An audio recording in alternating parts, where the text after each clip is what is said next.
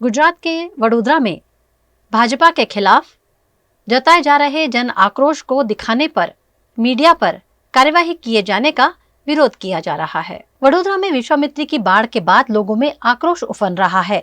वडोदरा के लोग भारतीय जनता पार्टी को मीडिया समक्ष खुलकर लताड़ रहे हैं। ऐसे ही एक इंटरव्यू के दौरान कुलदीप भट्ट नामक नागरिक ने विधायक मनीषा वकील को जमकर खरी खोटी सुनाई थी। इस इंटरव्यू को दिखाने मामले मीडिया चैनलों से भी कानूनी पूछताछ की गई, जिसका विरोध करते हुए वडोदरा मीडिया क्लब के सदस्यों ने वडोदरा के पुलिस कमिश्नर नरसिम्हा कुमार से मुलाकात कर मामले का विरोध किया।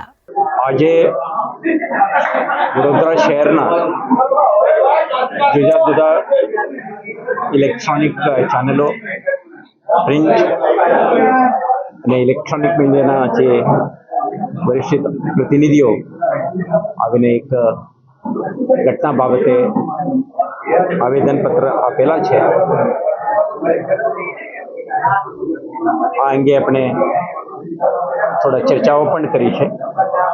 જે ઘટના છે આ 2 દિવસ અગાઉ બનેલા ઘટના બાબતે આપણે એક વિડીયો ક્લિપ વાયરલ થવા અંગે गुना दाखल करी तपास हाथ धरी थी।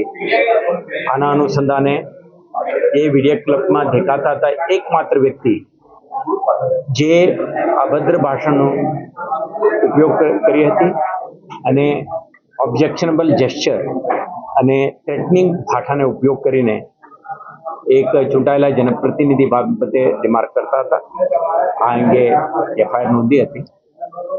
तो आना तपासना अनुसंधाने ने एक व्यक्ति ने अटक पण करी छे अने सक्षम न्यायालय समक्ष एमने रजू पण करी छे। आ बधा विगतो आजनी तारीखे पब्लिक डोमेन में पण छे।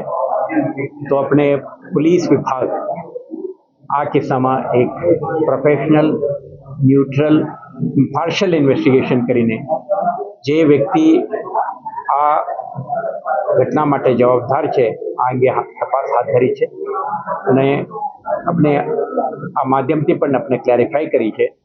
મીડિયાના મિત્રો as a responsible entities for giving coverage to all the happenings in the society અને પબ્લિકને જે કમ્યુનિકેટ કરવા માટે જવાબદાર છે ફોર્થ એસ્ટેટ તરીકે એમના જે રોલ છે આમાં આપણે ક્યારે હ્યુજ રિસ્પેક્ટ આપીએ છીએ અને આ ઘટનામાં પણ એમનું કોઈ સ્પેસિફિક રોલ અને ઇન્વેસ્ટિગેટ નથી કરી। એક ઘટનાના બાબતે એમના પાસે પ્રાથમિક જાણકારી મેળવી છે।